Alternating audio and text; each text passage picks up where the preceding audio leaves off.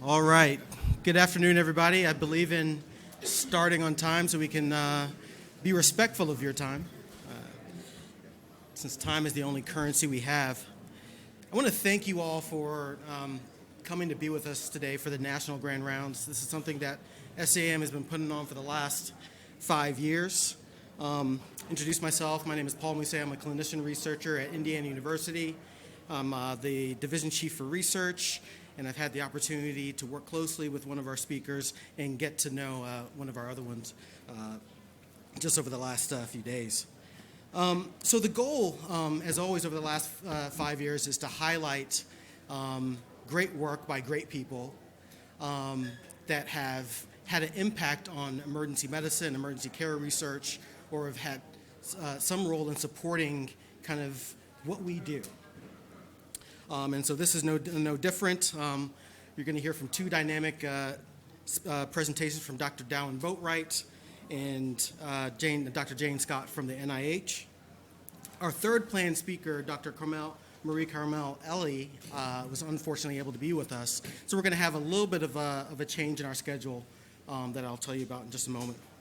So our format will be that each speaker will speak for about 20 minutes, and then we'll allow approximately about 10 minutes for questions. And then after that, the second session was supposed to be a networking session where you can all can break up and speak with Dr. Scott and Dr. Boatwright. However, we're going to move upstairs to Bayside C to join that networking session with other NIH program officers, other researchers, which I think is going to be a lot more rich experience, and they have refreshments. So please consider going upstairs. So without further ado, let me introduce our first speaker, Dr. Dowin Boatwright. He's an assistant professor of emergency medicine at Yale University. He's going to be speaking on the state of diversity in academic medicine. Dr. Boatwright is a graduate of Morehouse College. He got his MBA from Rice. He got his MD from Baylor, and he completed his emergency medicine residency at Denver Health and University of Colorado, where he also served as a chief resident. After residency, Dr. Boatwright began his fellowship as a Robert Wood Johnson Foundation clinical scholar at Yale, and following fellowship training, he joined the faculty there. Dr. Boatwright's research addresses the impact of bias and discrimination in medicine and explores interventions to improve diversity in the healthcare and physician scientist workforce. He has received grants to conduct research from the National Science Foundation, the National Institute for General Medical Sciences, and the National Institute on Minority Health and Health Disparities. His work has been published in JAMA, Academic Medicine, and the Journal of Internal Medicine, and has been featured in NPR, Fortune, and ABC News. Please help me welcome Dr. Boatwright.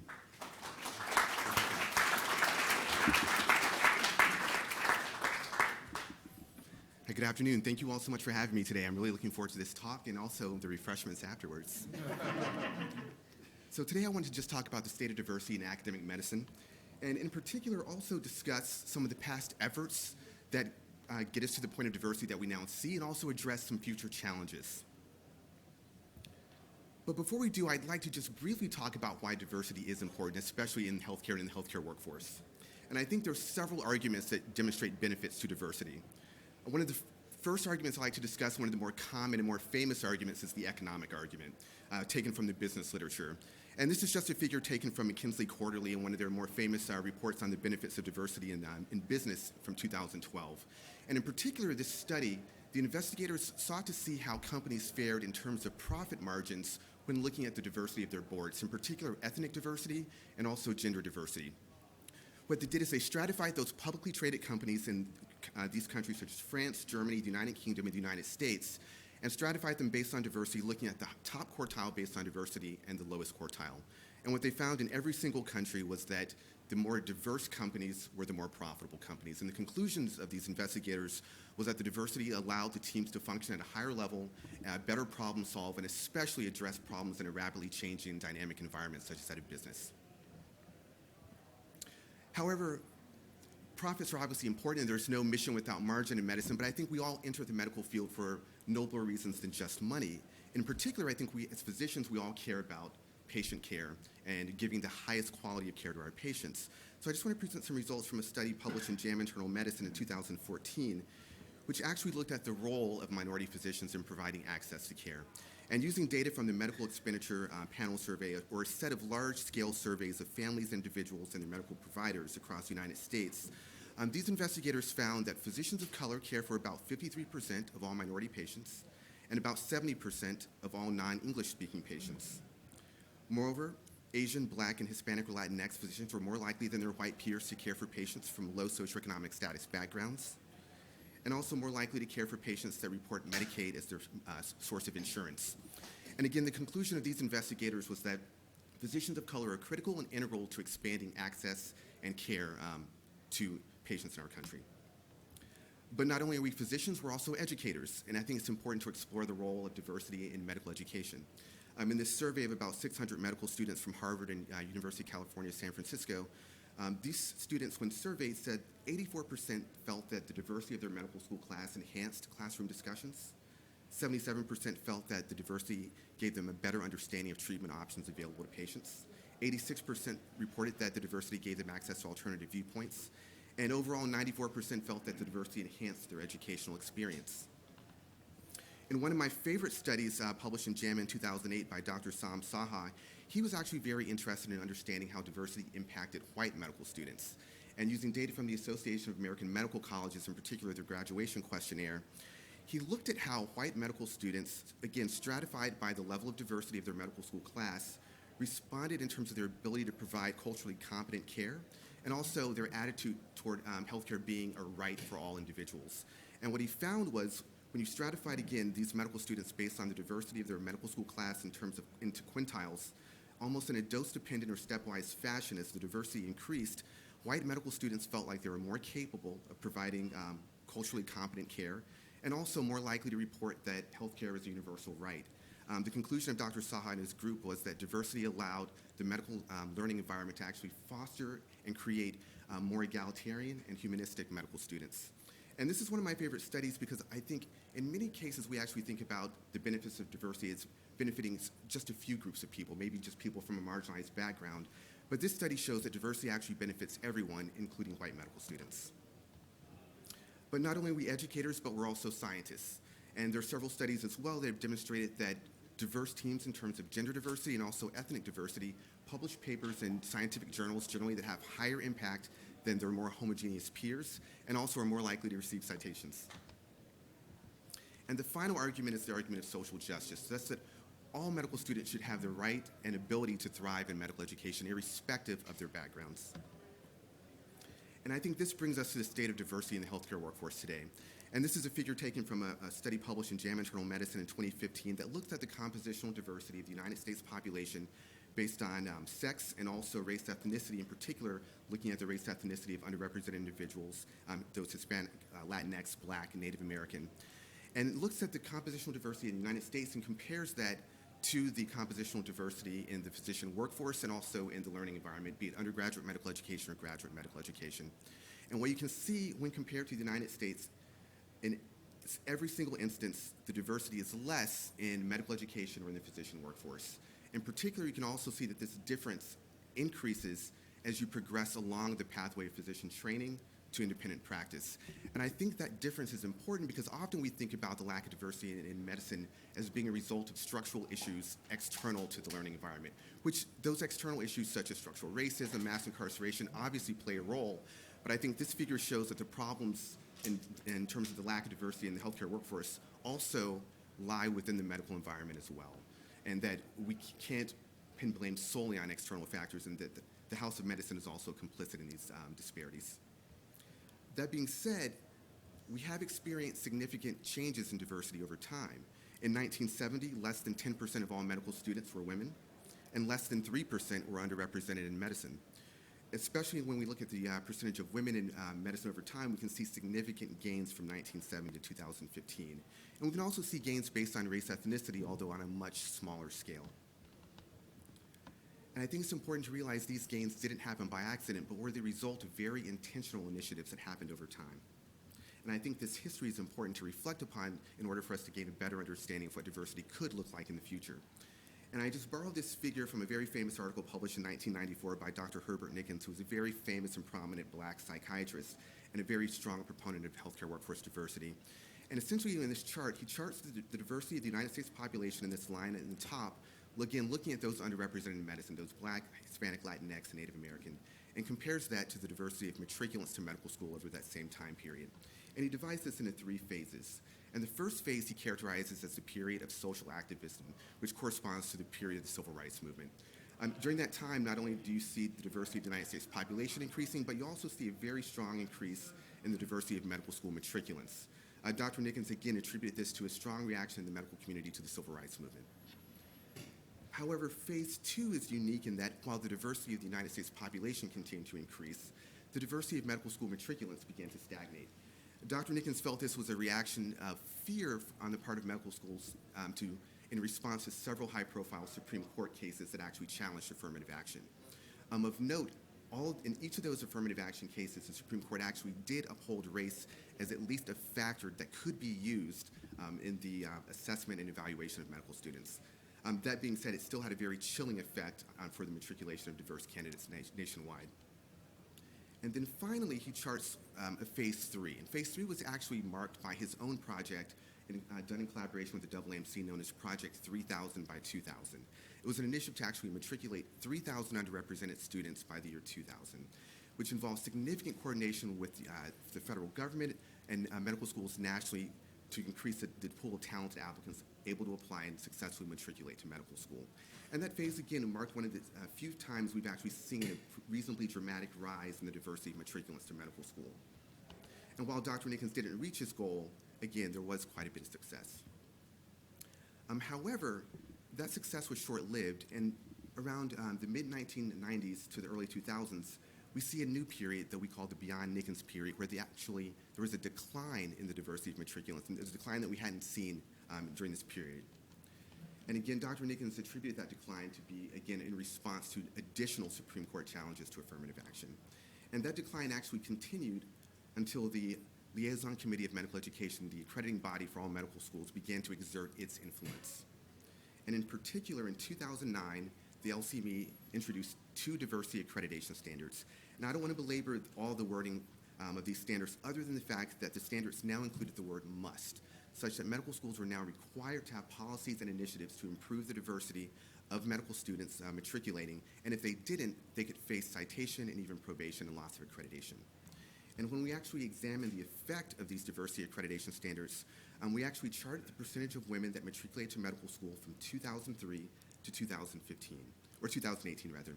And as you can see, from 2003 to 2009, just as you saw in the prior chart, in that Beyond Nickens period, the percentage of women matriculating to medical school decreased on an annual basis. However, in 2009, the diversity accreditation standards were introduced, and while that decline in the percentage of women matriculating continued to decline, it declined at a smaller scale, and then 2 years just after the standards were introduced, that trend reversed, and the percentage of women began to sharply increase on an annual basis, such that by 2018, women represented the majority of matriculants to medical school. We see a similar trend with black matriculants in association with the LCME accreditation standards, although again on a much smaller scale.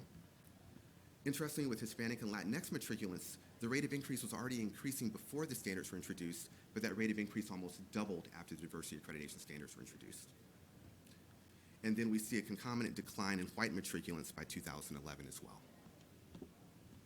Of note, in 2018, just as we discussed earlier, the AAMC said for the first time ever, women were the majority of both applicants and matriculants, and the AAMC also noted gains in racial ethnic diversity as well. Moreover, those gains have been persistent. In 2021, the AAMC noted that in terms of race ethnicity, the matriculants to the United States medical schools was the most diverse in history. And while this is an accreditation standard for undergraduate medical education, there are implications for graduate medical education and emergency medicine as well, as the ACGME, the accrediting body for all residency programs, introduced its own diversity accreditation standard in 2019, with language closely mirroring that of the LCME standard. So now I think this brings us to a crossroad, and it's unclear what the future of diversity in medical education will be. Will we continue on the path that we're on now, similar to phase 3 that Dr. Nickens reported on, such that we continue to see gains indefinitely in the diversity of the medical school matriculants and the diversity of our healthcare workforce? Or will we enter into another period like phase 2, where we see a period of stagnation, or even worse, a period of decline? And obviously the future is unknowable, but I think we can look at the learning environment and the climate of equity and inclusion and the lived experience of medical students, especially minoritized students, to gain a better idea of what that future could look like. So I'd like to just present 3 studies that we've done that look at how minority medical students are perceived in the learning environment, how they're valued in the learning environment, and ultimately included that can perhaps give us a better idea of what that future entails and how we can continue to promote diversity in the healthcare workforce. So in particular, for a study looking at how medical students are perceived, we decided to do a contextual analysis of medical student performance evaluation letters, or Dean's letters. We felt Dean's letters were important because they're a structural component of every application for medical students into residency. And in addition, not only do they include language from the dean, but they also include language from the medical students' peers, residents, fellows, and also a faculty member that could give a global view of how medical students are perceived in that learning environment. For our data set, we included performance letters from 6,000 medical students from 134 different medical schools, applying to 16 residency programs, all at one academic medical center being Yale. And as you can see, our study cohort was very similar to US seniors nationally. And in particular, we looked at word categories such as standout words such as best, excellent, outstanding, ability words such as talented, grindstone words such as hardworking, and words of compassion such as having empathy. And what we found was, when we looked at differences based on race, ethnicity, white medical students were significantly more likely to be described with these standout words such as exceptional, best, outstanding, than all other medical students of color, with the exception of the word competent, which was most likely to be used to describe black medical students. Although it's technically part of the standout word category, we felt the word competent was actually a term of minimal assurance and not a true compliment. We also saw differences based on gender, with women being significantly more likely to be described with words of compassion such as caring and having empathy. So even from this study, we can see that even when looking at a global assessment of students, in aggregate seem to be described differently based on aspects of their identity. And again, this is a core component of every application to graduate medical education. We were also very interested in having a better understanding of how students were valued in the learning environment. And to do so, we wanted to look at the membership in the Alpha Omega Alpha Honor Society. The Alpha Omega Honor Society was started in 1902 and is often considered to be the most prestigious award that a medical student can receive while in undergraduate medical education. The society boasts over 150,000 inductees and notes that of all deans, 75% of deans are members of the Honor Society. They also note 50 Nobel Prize winners and 11 of 19 surgeons general. Moreover, membership in the society is associated with future success in academic medicine, with members more likely to enter into academic medicine as faculty, more likely to obtain the rank of dean, professor, and chair than non-members. Although criteria for Aoa selection vary based on medical school, the National Society does set certain guidelines such that out of all medical students, only 25% are eligible, and of those 25%, only 15% can ultimately be selected, and per guidelines from the society, be selected ideally based on holistic factors such as leadership ability, promise of research leadership, and also volunteering or community service.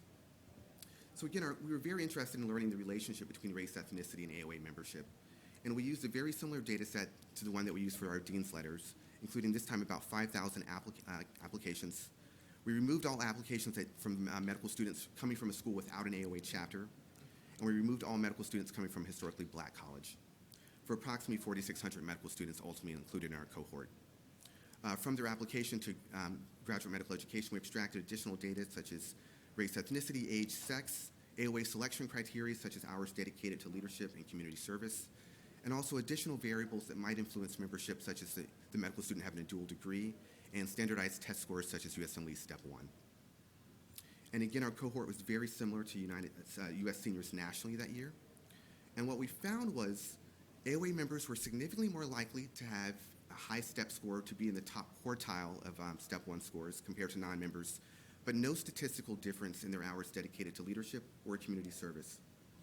In our fully adjusted model, again accounting for all the demographic variables we mentioned previously and other variables such as standardized test scores, we found that Asian medical students were about half as likely as their white peers to be members of the Honor Society, and black medical students were over 80% less likely to be members.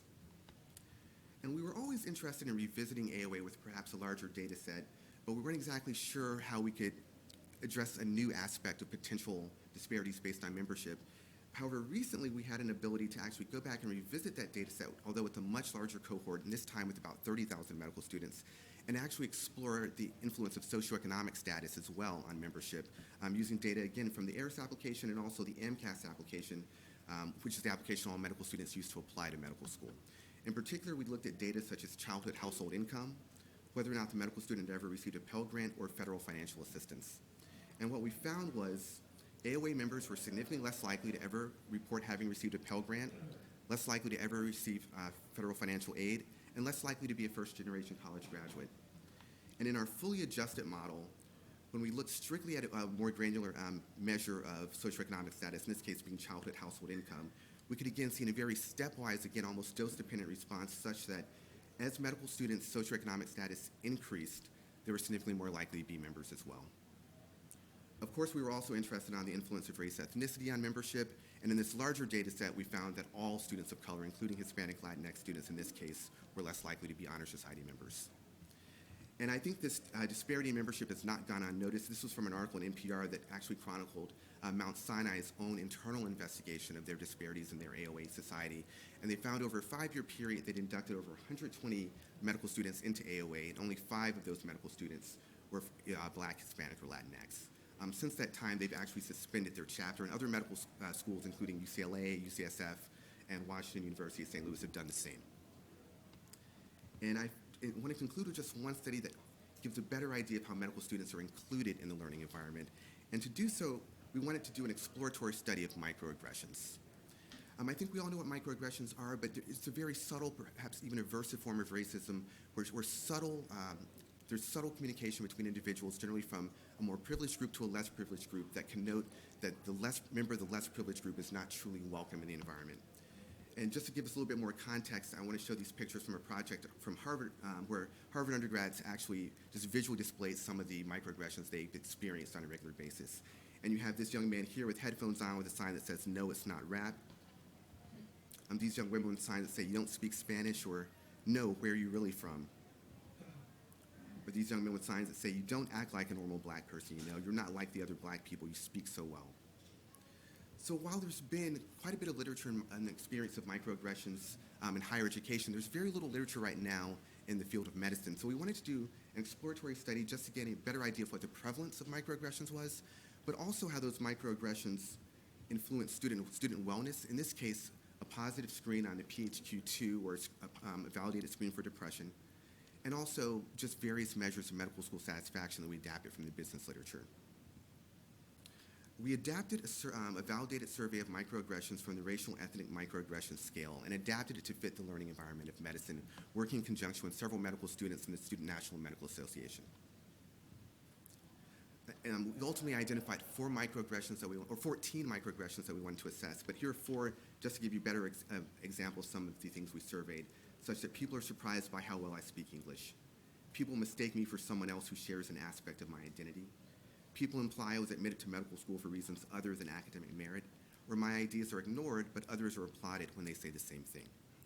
If a medical student endorsed having experienced any of these more than a few times a year, we'd also ask them why they felt they experienced and had a range of options, including race, ethnicity, gender, sex, sexual orientation, or if we didn't have this source of attribution, the medical student could also write in why they felt they experienced that microaggression. We ultimately surveyed over 800 medical students and oversampled students of color. And again, sought to assess outcomes including wellness, or again, a positive screen on the Patient Health Questionnaire 2, and various measures of medical student satisfaction. Just as we predicted a priori, the frequency of microaggressions, at least in our study cohort, was very common, with about half of all the medical students in our cohort saying they've experienced at least one microaggression a week, and then about 25% reporting they've experienced at least one microaggression almost daily. The source of microaggressions was very varied, ranging from gender, race, age, all the way to weight and religion. The most common in our cohort reflecting microaggressions based on gender or race. While this was a quantitative survey, many students actually did write in aspects of the microaggressions they've experienced. And one student wrote, "I had an older male physician as a first-year mentor. I shadowed him every other week in his clinic for my Intro to Clinical Medicine required course. He would regularly introduce me to patients as a pretty face to talk to while you wait." Another student wrote, "I choose to wear my hair in its natural state sometimes, and one of the professors made a comment, "Did you get electrocuted?" After that comment was made, him and another professor proceeded to laugh. So yeah, I think that gives you a better idea of some of the microaggressions people are experiencing, but also, again, when we look to see how the experience of microaggressions was associated with wellness, when we quantify the frequency of microaggressions and stratify students based on quintiles, again, in a very dose-dependent response, you can see an association such that students in the highest quintile for frequency of microaggressions were almost 7 times more likely to screen positive for depression than those in the lowest quintile. And when we looked at various measures of medical school satisfaction, again, just an exploratory way, we divided our cohort into 2 groups. About the 50% of students who experienced a microaggression at least once a week, and about the 50% that experienced microaggressions less frequently. We called them the higher exposure group and the lower exposure group.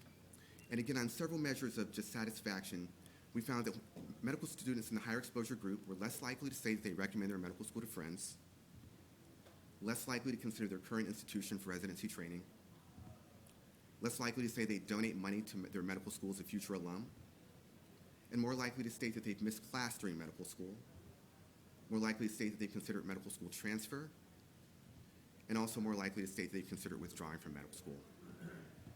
So again, across these 3 measures, you can see that microaggressions, at least in our cohort, was very common with significant associations with wellness and also medical school satisfaction. And again, these 3 studies give a better indication of how students are perceived, valued, and included. And although these studies focused on undergraduate medical education, emergency medicine is not immune. In a study published in 2021 from Dr. Lal and Emery and her group, they surveyed about 7,000 emergency medicine residents during the in-service and found that about a little bit under 35% overall reported having experienced discrimination while in residency in emergency medicine. And about a little bit over 20% said they've experienced discrimination a few times a year, and over 10% stated they've experienced discrimination up to a few times a month. In a study that we're working on right now that is unpublished, we actually wanted to see how the actual selection of chief residents in emergency medicine varied based on race ethnicity. And in a cohort of about 4,000 emergency medicine residents, we found that, again, all residents of color were significantly less likely to be selected as chief resident compared to their peers, even when accounting for standardized test scores such as USMLE Step 2. So again, while we are experiencing persistent gains in the compositional diversity of medical school matriculants and entrance into graduate medical education, I think we must now give greater attention to the climate of equity and inclusion in medical education such that those gains can be sustained over time. And I'd be happy to take any questions.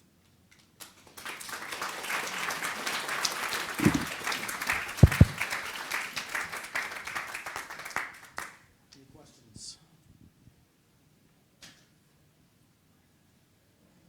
It's a fascinating talk, especially as you think about microaggressions and how they have an effect on a patient's or a person's feeling of self-worth, right, and their satisfaction with where they are. Do you have any data looking at the effect of microaggressions on like medical school performance or anything like that?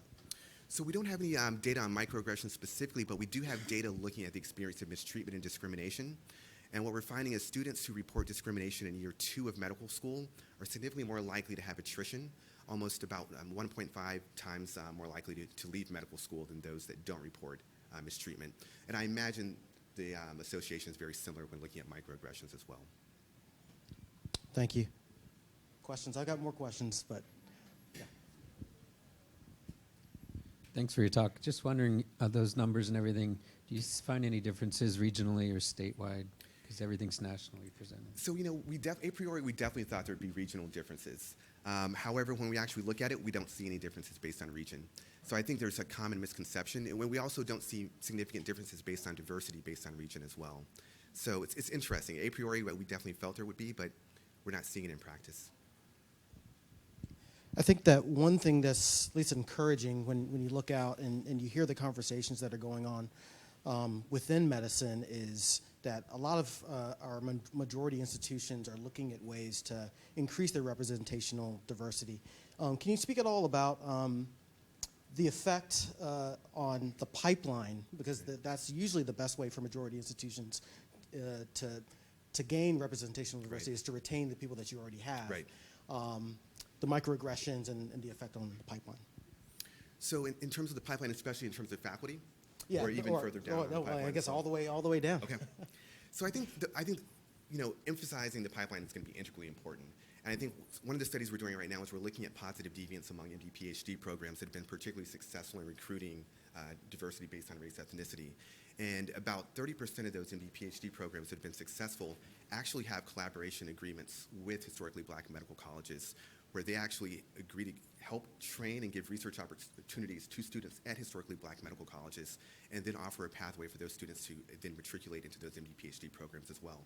So there's a very concerted effort to actually help build that pipeline as well and be actively involved in building that pipeline. But I think you bring up a great point too. I think the percentage of faculty that are underrepresented in medicine nationally is a little bit less than 5%. So it's extremely low, and I think what we see often as well is several studies have shown that faculty of color and women are more likely to leave academic medicine than their counterparts. So I think there should be a premium on retaining faculty from diverse backgrounds as well. And what we also know is from data from the Change study, one of the few interventions that's actually effective in terms of reducing implicit bias globally is positive interactions from individuals from different groups. And one of the recommendations from that study is both hiring and retaining faculty from those diverse groups will allow for those positive social interactions that can reduce implicit bias over time. Thanks for the presentation. It's really interesting, one slide that you showed over time, how the Supreme Court had an influence in that. Yeah. If we're thinking 30 years down the road, 40 years down the road, how do you think this current environment in terms of increasing attention to DEIJ is going to have an impact on the same things that were previously? No, thank you for that comment. And the question is, how did the Supreme Court challenges to affirmative action, how can that continue to resonate? And I think there's a study that recently came out that looked at states that had affirmative action bans. And over time, medical schools, especially state schools in those areas with affirmative action bans, over time, the percentage of underrepresented students that matriculated decreased compared to those states that didn't. So those affirmative action bans and these challenges will likely have a very strong impact. I think it is important to note, though, at least thus far, each of those Supreme Court cases upheld the use of race as at least a factor in the selection of students. So I think medical schools perhaps overreacted, and I think medical schools and institutions are just going to have to show a little bit more courage and willingness to actually matriculate and advocate for diversity in the face of these legal challenges. So one of the struggles I see in measuring microaggressions, and there's, I feel like there's probably a bidirectional nature to kind of the depression and microaggression. You're more likely to maybe recall them, or if you've experienced one, you're more likely to kind of recall multiple episodes of it. What do you see as like the future for maybe either objective measurement or maybe moderating kind of the bidirectional nature of kind of those outcomes? Right. I think most of the studies right now, you bring up a great point of being cross-sectional. So I think a longitudinal study will be the next step in terms of evaluating the effect, getting a baseline, quantification of the experience of microaggressions and see how that changes over time and see how those scores on wellness change over time as well. So I think longitudinal studies are the next step. Time for one more question. Amazing talk, Thank and you. also a little bit concerning. Do you have data on a number of these institutions, diversity in their faculty or dean's offices, and whether that impacts some of the findings you're finding, whether the dean's letter words or the Aoa selection or anything? And the question was whether or not, the first part, I'm sorry. Whether you have data on the institutions from which these medical students are getting their dean's letters or being selected or not for Aoa. Do you have any data for that as a predictor or rebounder? We do. So what we're finding is, at least, especially in terms of the AOA, even the dean's letter, again, we're seeing some positive deviance, but by and large, schools universally aren't performing well across those measures, so it's not as though some programs are maybe driving the findings more so than others. What we are finding in terms of schools that do have, that are some of the positive deviants, they also have a high proportion of faculty that are diverse, or at least a high proportion in comparison. So perhaps students in those areas are able to get better mentorship.